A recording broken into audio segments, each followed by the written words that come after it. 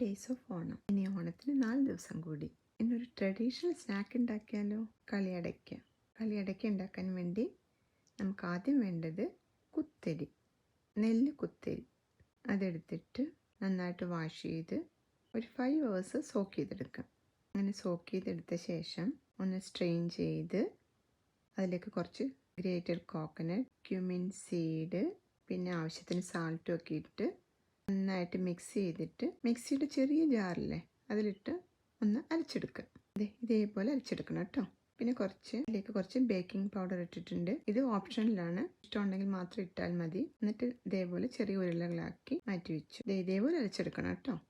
എന്നാലേ നമുക്ക് ഇതേപോലെ ചെറിയ ചെറിയ ഉരുളകളാക്കി എടുക്കാൻ പറ്റൂ. അതിനുശേഷം പാനിൽ കോക്കനട്ട് ഓയിൽ ചൂടാക്കി അതിലേക്കിട്ട് നന്നായിട്ട് ഫ്രൈ ചെയ്തെടുക്കണം. 1 minute കഴിഞ്ഞിട്ട് നമുക്കൊന്ന് ഒരു ഫോർക്ക് കൊണ്ട് നന്നായിട്ടൊന്ന് ഇളക്കി കൊടുക്കാം. അപ്പം അതെല്ലാം വേറെ വേറെ ആയിട്ട് വരും. അതിനുശേഷം നന്നായിട്ട് ഫ്രൈ ചെയ്തെടുക്കുക. കണ്ടിപ്പം നിറയെ ബബിൾസ് കാണാം. ബബിൾസ് ഒക്കെ നിന്ന ശേഷം നമുക്ക് കോരി മാറ്റി വെക്കാം. ബബിൾസ് നിൽക്കുക മീൻസ് നന്നായിട്ട് ഫ്രൈ ചെയ്ത് വന്നിട്ടുണ്ടെന്ന് കേട്ടോ. അപ്പം അതേപോലെ എല്ലാം നമുക്ക് വറുത്ത് കോരി മാറ്റി വെക്കാം.